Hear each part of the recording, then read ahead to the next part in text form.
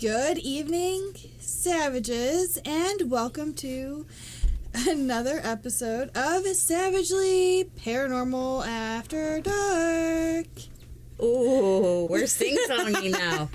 Well, we seem to be having some slight technical difficulties with our TikTok live, so... Alright, Savages, tonight we are talking about the Hotel Conneaut and their fall paranormal and psychic fair. We will be there. Yes, we will. So fun, so fun. We'll be there September 30th through October 1st, and you will have the opportunity to do a mini ghost hunt with us, so make sure you come out and check us out. You have to sign up at our booth. Yes. It is, how much is it? How much is it? 20? 20? Yeah, you have to sign up at our booth. It's $20 per ticket. We did not set the price. The price is set by the location. Yeah. And we are limited to 15 people. So make sure you're one of the first 15 to get there and sign up. Yeah. So you'll have to reserve your spot from our table or one of the other groups there, yes. But preferably our table. Yeah. We can't wait to see you guys. It'll be super fun. We are doing a little Halloween trick-or-treat for kids, adults, whoever. Yeah. So stop by all the booths. Everybody's going to be passing out candy. Admission for the convention is $5. Kids under 12, I believe, are free. I don't know. I'm not sure. Wasn't there a mistake in that? Kids under 10 are free. My bad. Yes, it says Savage Energy. There is no Savage here, but it says Savage Energi in the brochure. Yeah, you never know. And, yeah. Depends on how much I've had to eat. It might sag a little bit. Yeah, I mean... But, yeah, I mean, I don't know. So, they're going to do some tarot readers and psychic readers. What was that word? Tarot readers? Say it again. Tarot. Whatever. That is one of my pet peeves when you call it tarot. I cringe every time. Okay, so they have tarot readers. They have Reiki practitioners. There's going to be a lot of lectures and seminars. So many vendors are supposed to be there for both the... There's big list of vendors, big list of psychics. Yeah. Make sure you check out their Facebook page. And if you're in the Lake County area of Ohio, make sure you check out... Old Familiar Ways and... No. Yes. Wait. Old Familiar Ways what's her new store name? Something Roots. Magic Roots? Magic Roots? No.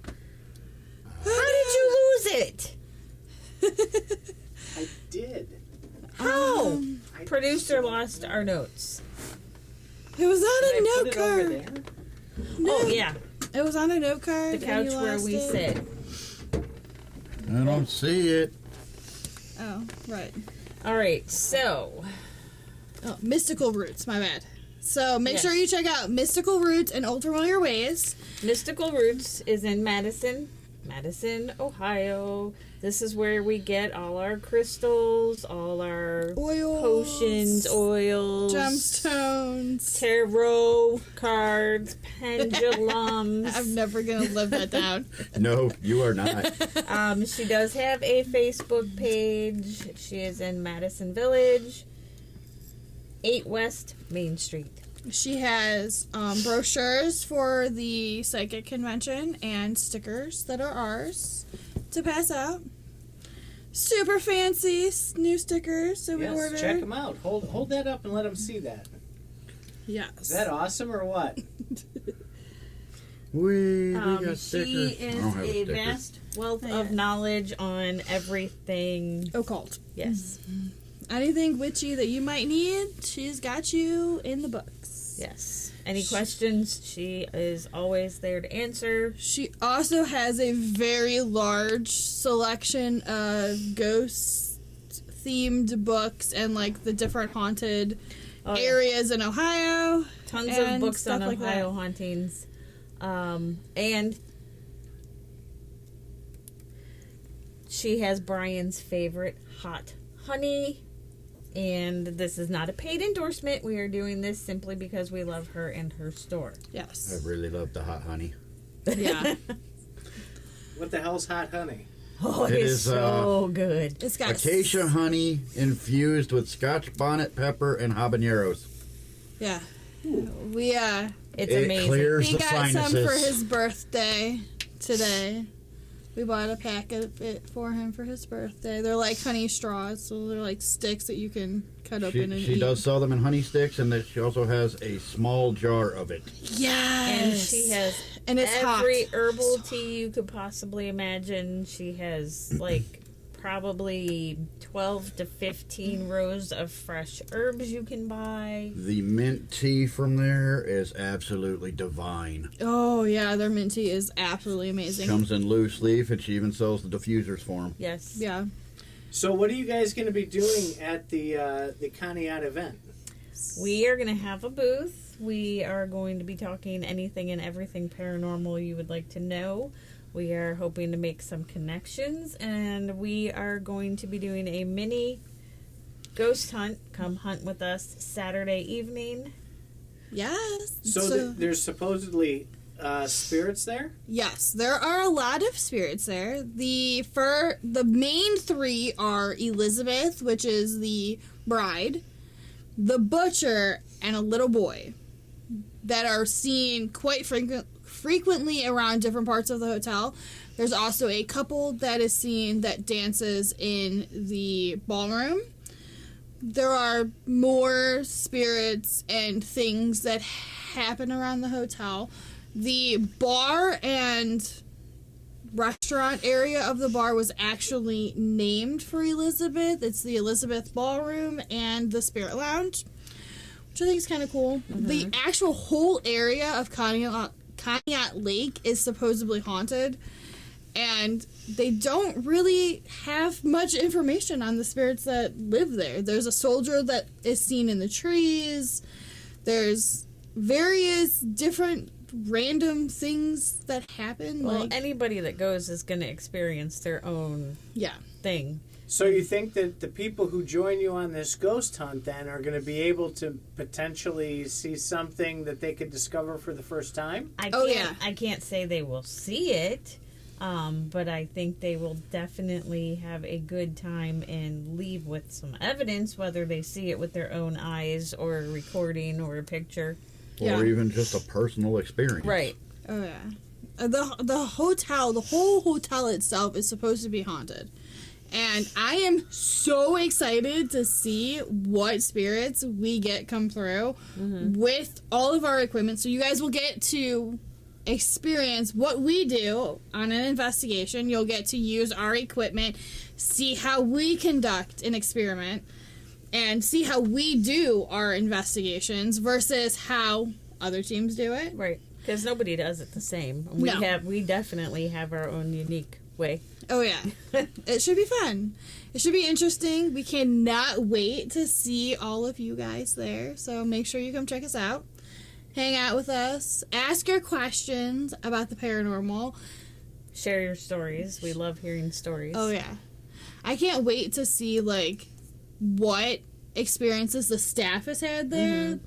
That's probably my most favorite thing, is to ask people their personal experiences so that we get an idea of what we're walking into, because there's really not a lot of information online about the ghosts that reside there. Sometimes, though, it's fun to not get any of the information until you get there, and then afterwards you compare it with other things so you can say, oh yeah, that makes sense now. Right. I'm going to be perfectly honest. I never heard of the Hotel Conneaut until you guys told me about it. So that's an interesting topic. So if a lot of people haven't heard about it, why do they do it there, you think? Well, she's been doing it for years. I think a lot of it is the location. Yeah. because it is a pretty big touristy place. Yeah. Number 2, the lady's name is Lauren, and I think it's just something that she really is into. She's really passionate about Yeah. the psychic thing and the paranormal stuff. We're already starting to plan the spring one, which I believe is going to be in April. Yeah. It's like the first or second week of April. Yeah. Which will be fun. And I hope that we go back because As of now, we are. I would love to see everybody in our audience come and hang out and check us out and have fun and see us and do things with us because we love when you guys come and hang out with us. The second thing I'm looking forward to is just getting out there and making connections with some of the teams and the mediums and the Reiki practitioners. And there's going to be, what was the other one I told you? The druid. Oh yeah, there's a senior druid that will be there. There's a lot of different people that are going to be there that have occult knowledge and different experiences and knowledge than what the people on our team have, and I can't wait to like pick their brains about things that they might know that we don't know. So it is a learning experience. You guys never stop learning. There's a lot of paranormal teams who think they're experts and don't need to learn anything. What do you hope to learn from this?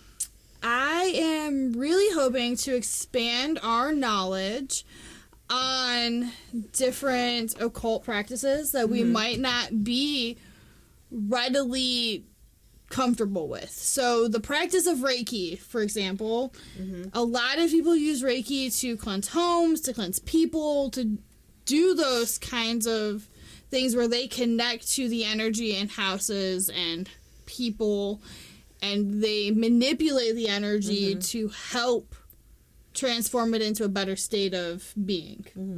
And I'm interested in learning that. I think it would be fun. I think it'd be great info to have, and it's something that we could incorporate into our investigations possibly.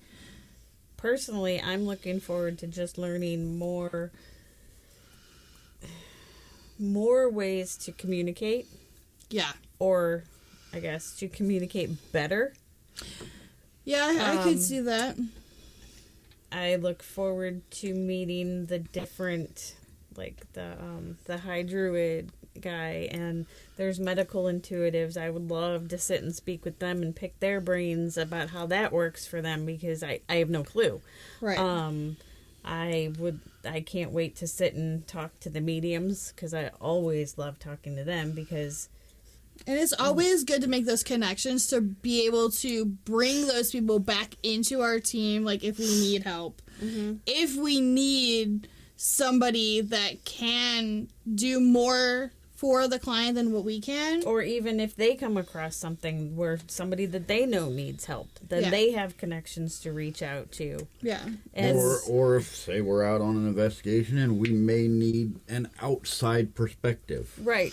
Yeah. Even if we don't actually need them to come with us, we can just kind of pick their brain and say, here's what we know. What do you think? Or what's your input? Or what's the best way to go about it? And, I mean, we all know that everybody is kind of fine-tuning their abilities that they may have, so it's always good to talk to other people with, how did you do this? Or, you know, you thought you had this ability, how did you get it to work for you? How did you figure out that was your ability? Where, okay, well, I think I have this ability, but as it turns out, no, I maybe really have this one. And people just give you different ways to look at things to figure out the best end result. Yeah, I mean, like, I'm not above talking to other sensitives, other mediums, other psychics, to pick their brains to see what they may feel about a case or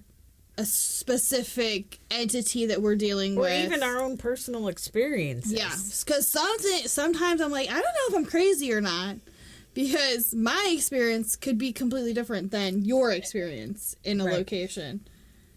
And, I mean, it just kind of depends. Like, I have talked to, like, psychic friends of mine about cases that we've worked on to pick their brains, and it's always nice to have a bigger circle of people that you can. Well, even like how you said, everybody kind of perceives everything different. Yeah.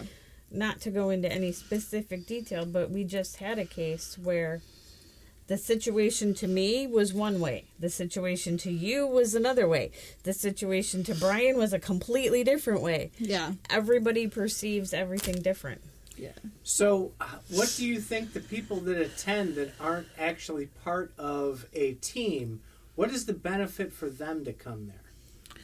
Well, it's Well, really? like solo paranormal investigators, they can come in, they can see the way teams do it, and maybe incorporate a sort of style from them into their own personal experiences. They can share what they do with teams to go, well, maybe they watched an investigation from a team and go, well, you know, I see what you guys do here, but this is the way I feel you could do it better.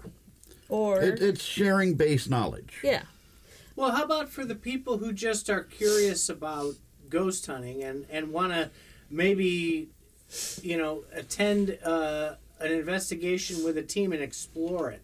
What benefits can they get out of it? Well, it gets their feet wet in a safe environment. It's an environment that we already maybe know. Well, we know the history of. We know that the entities that are there are safe. Otherwise, most places won't let you in to investigate if it's not safe. Well, not only that, they're going to be safe because they're going to be with experienced people. Yeah. You're not going to open the can of worms and Yeah. the door to things that, like, you might be in over your head and going in, like, solo, completely on your own. And you're going to be able to, see equipment being used firsthand. You're going to get to experiment with that equipment and know how to use it properly, know what we use it for, because the way we use equipment could be completely different than somebody brand new that doesn't know what they're doing uses it.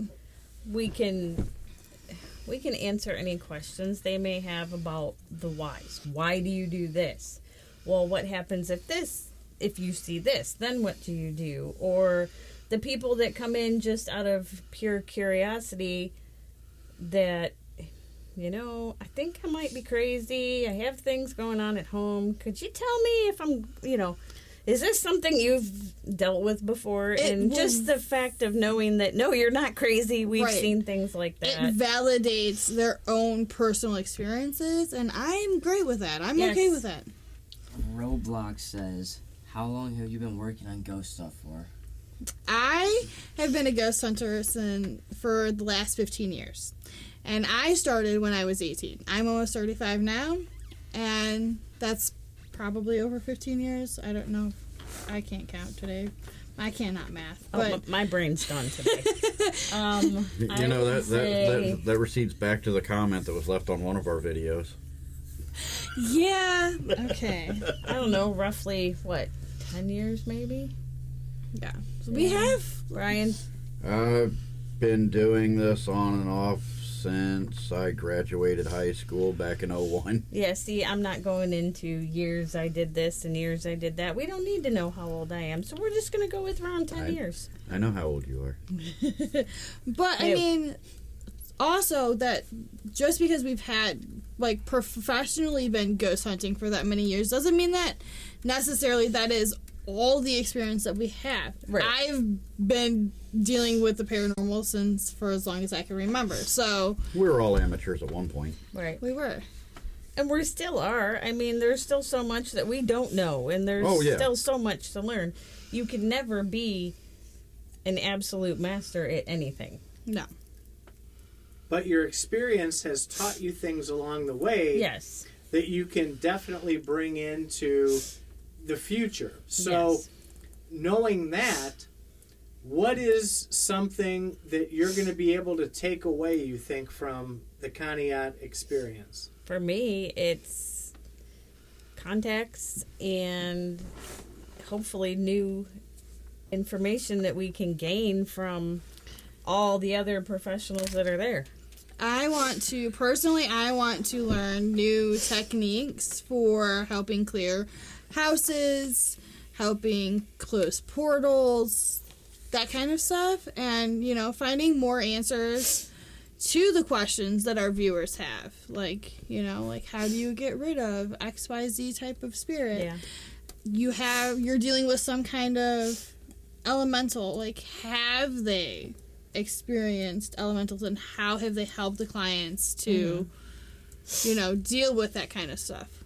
What are you looking forward to? Just the base knowledge. Yeah. I am an information gatherer. I have tons of useless knowledge, but I have useful knowledge as well. So I love knowledge in all its forms. Yeah. It's nice to pick other people's brains and learn how they do things and maybe adapt those experiences and those expertise into our own practices. I like to find people's techniques and then modify them into what works for me. Yeah. So I have a feeling that a lot of people who are just curious about the paranormal and ghost hunting will be there to check things out. How will you approach them to help them understand maybe what they're going through? Well, Personally, I believe that everybody should look at any kind of paranormal dealings with a healthy dose of skepticism. Right. Yeah. That skepticism helps you understand. It helps you debunk, okay, maybe that noise I heard was the house settling. Maybe it was a pipe in the wall. Not everything that you see or hear is paranormal. Is a paranormal manifestation. Right. And high electromagnetical fields in a house due to wiring, due to, you know, all the electronics we now have nowadays it can affect your motor skills. It can affect your visuals. It can affect your hearing. It can affect your sleeping patterns. Yes. But EMF fields are not the only thing that can cause paranormal psychosis. Well, I call it paranormal psychosis, like the feeling that you're being inflicted. Ghostified. Yeah, ghostified. Okay, so like carbon monoxide is another big thing that happens in houses, and it will make you think that you're being Ghostified. It does. It makes you paranoid. It makes you feel things, see things, hear things that aren't there. Before it eventually kills you. But while you're going down that road, there is the other that can also cause things that you may think are paranormal. You always have to look at the mental and physical health of someone, too. Yeah. Not saying that that's a bad thing, but it is something that happens. Yeah. Yes.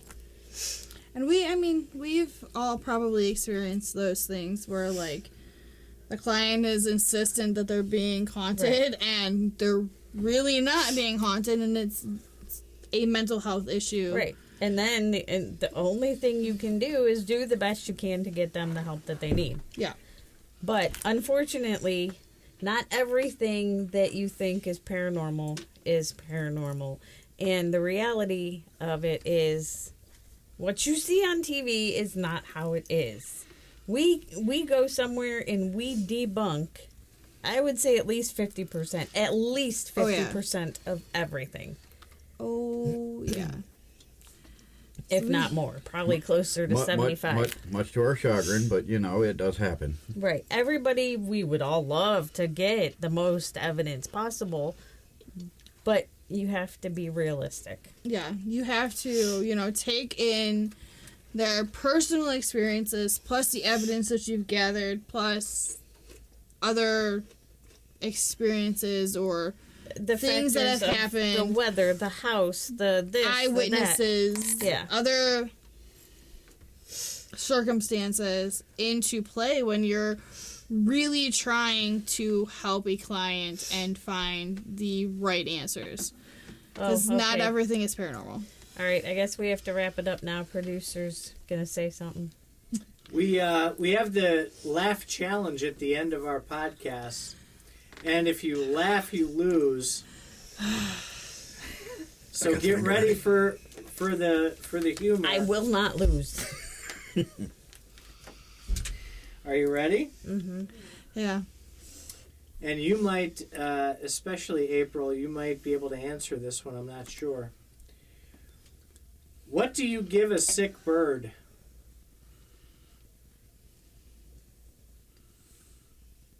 A sick bird.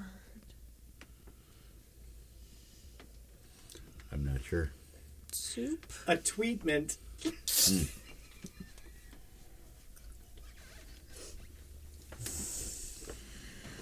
You see what we deal with? This. Oh, Lord.